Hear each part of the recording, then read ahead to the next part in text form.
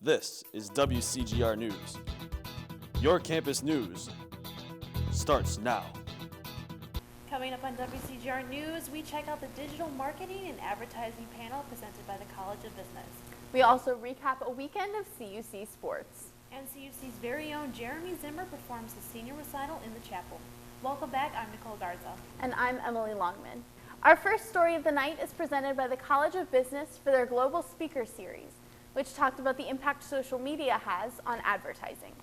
Various members representing Snapchat, North Shore Health Center, Starcom MediaVest Group, and Narrative Science spoke on the ways their businesses advertise through social media channels. I really enjoyed learning a lot on the panel. Yeah, well, I think that's a really important topic in this day and age. This past weekend, we had great weather and even greater performances by CUC athletes. Joel Krenz has a story. I don't know why exactly. Sunday, April 23rd was a gorgeous day for sports at Concordia. The men's lacrosse team opened up the day with their final game of the year versus the Beloit College Buccaneers. The Cougars were looking to pick up their first win of the year as they were 0-12 going into the game. Unfortunately for the Cougars, the game didn't quite go as planned, as the Cougars would end up falling to the Buccaneers by a final score of 19-3. For the Cougars, Corey Sheehan scored his 11th goal of the year, Brett Kruger scored his 15th goal of the year, and Brian Harris scored his first career goal.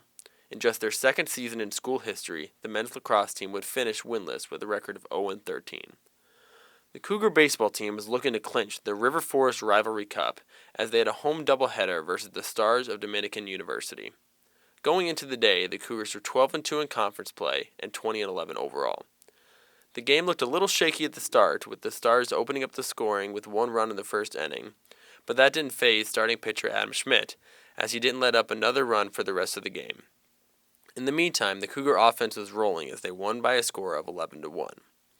In Game 2 of the doubleheader, it was Cody Caballero's turn to shut down the Stars, and he did exactly that, allowing 0 runs on only 4 hits, with Mike Formella coming in to pick up the save. The Cougar offense was solid, with Joe Silva, Brent Spohr, Mitch Wilson, and Brendan Klein all picking up RBIs in the win.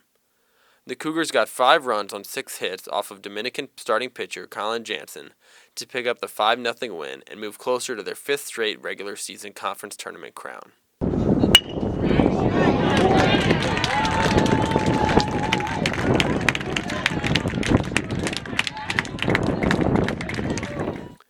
The day of sports closed with the intramural men's basketball tournament. All the teams had worked extremely hard all year to get to qualify for this 8-team single elimination tournament. There were some very exciting games played throughout the day, especially whenever the semifinal games rolled around. In one semifinal, the number 2 seeded Silent Assassins defeated the number 3 seeded Pocket Passers by a score of 61-54 in a very close game.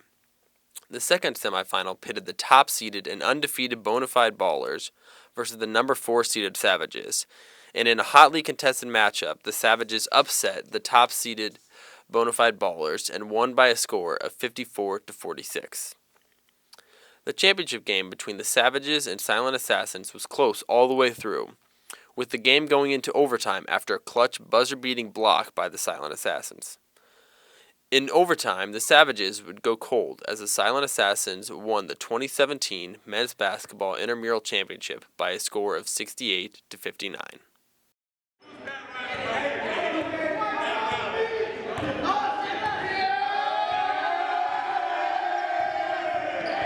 It's great to see that the baseball team continues to do so well.